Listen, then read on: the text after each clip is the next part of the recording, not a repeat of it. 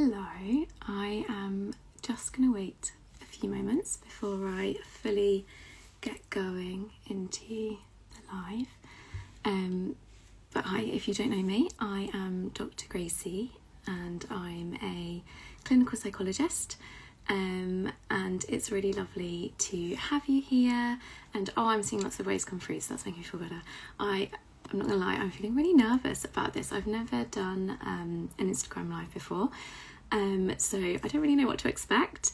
So yeah, I'm excited but also equally nervous. So it's really lovely to see some familiar faces come through and some waves. So thank you so much for that. I really appreciate you. But basically, why am I doing this? So I suppose what I see day in, day out in my therapy room is just that people are overstimulated, they are overwhelmed, and quite frankly over it, and just really fed up of feeling that way.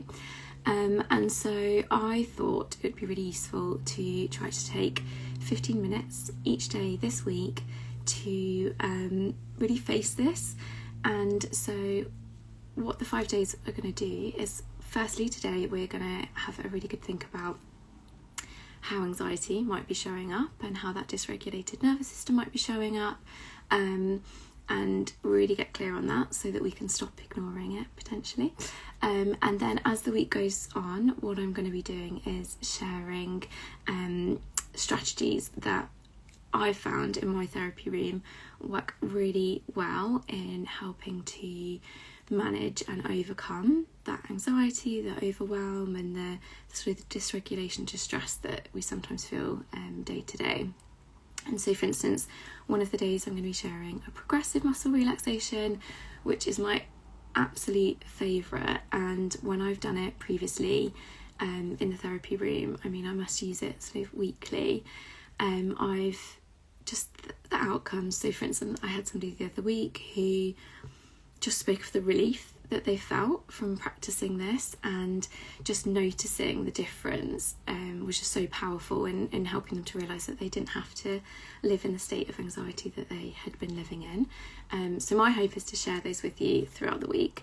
But also, I very excitingly have pulled on a few of the experts in my network who use kind of their expertise or a sort of specialist in different areas, but are areas that I pull on in my work. So for instance, breath work is huge in the work that I do, and many of the women that I work with speak about not being able to catch their breath, for instance, and finding it really hard to take a deep, slow breath in. And so on Thursday, I've pulled in Harriet, who is incredible. I think she's actually here, your friendly breathing coach.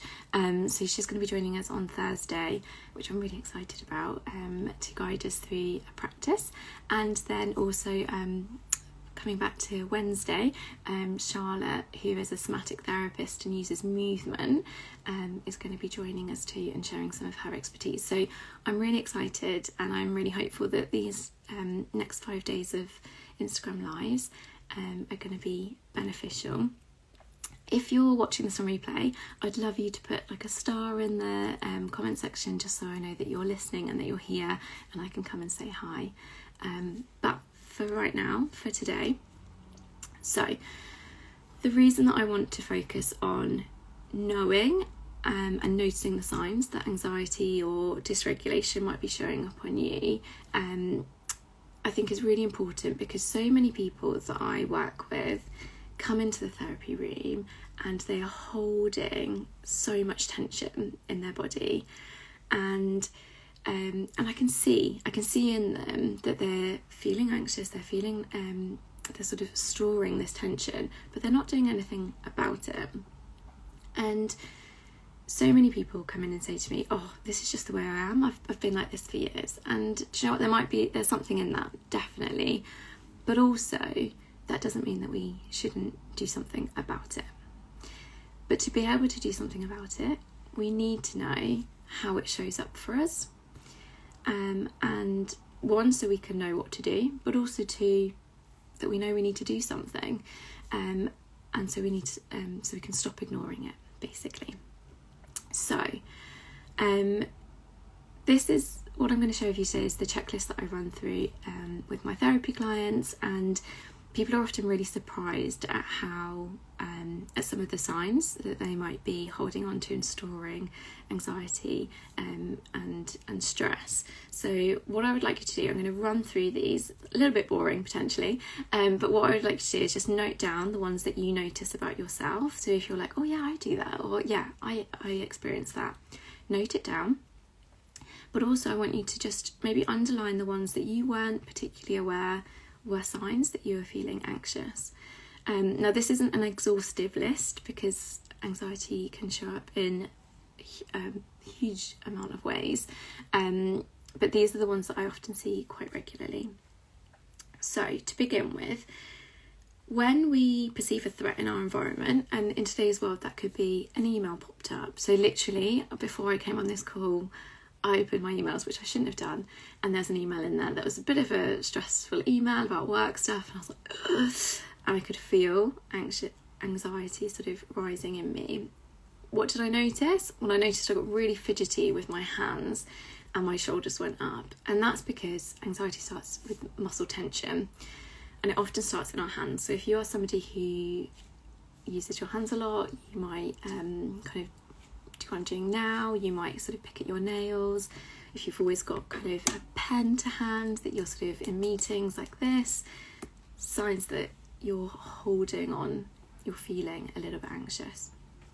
It then kind of goes up for our body. So shoulders is a classic one, I always see that. So if you're sat there now and your shoulders are right up here, let's maybe just drop those down.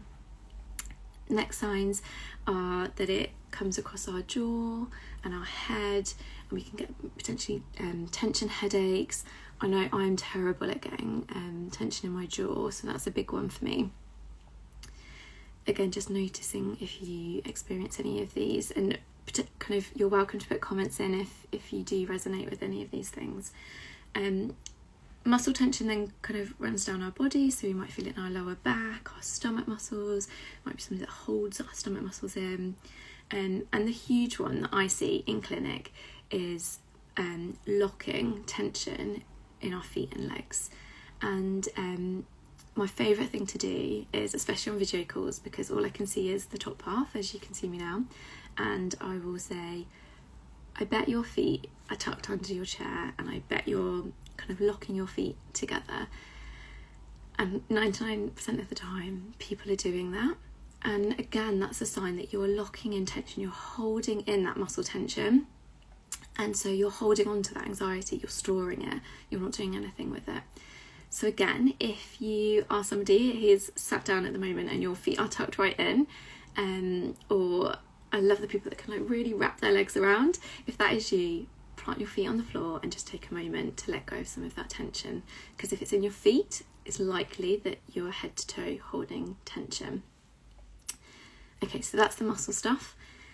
And then moving on, if we are so good at holding on to that tension that we've ignored it for so long, it will exacerbate and it will show up in other ways. So what you might begin to notice is you might get a dry mouth or a dry throat. So you might be somebody who coughs a lot or finds it really hard to sort of get your words out.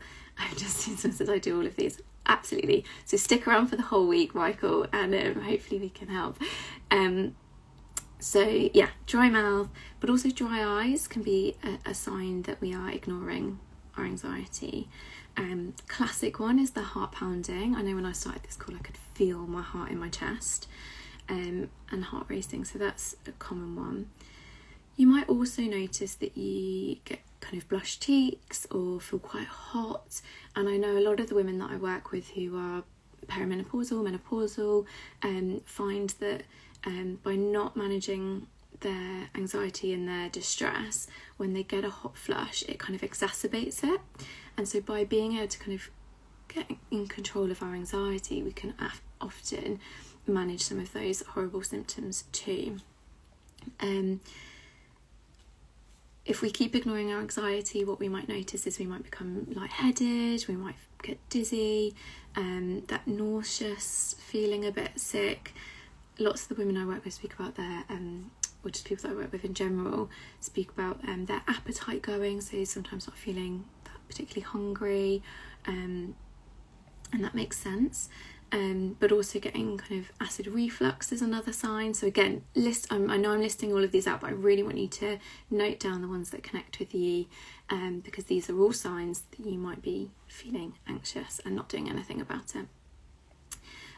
So digestive issues is another huge one that I see, and can really play havoc. So it can also impact our sort of toileting, so bowel issues. We might be constipated, we might get diarrhea. Those things can often be a sign and be linked to anxiety. Obviously there could be other things going on, but it also could be a clue towards that. Further to that, people might experience jelly legs. So have you ever had that moment when you've gone to get up, or you just felt like, actually, like I feel like if I stood up now, my legs would be a bit jelly-like, because I'm still feeling a little bit nervous about doing this Insta Live. So again, that's another sign. Those are all kind of quite physical ways that anxiety can manifest.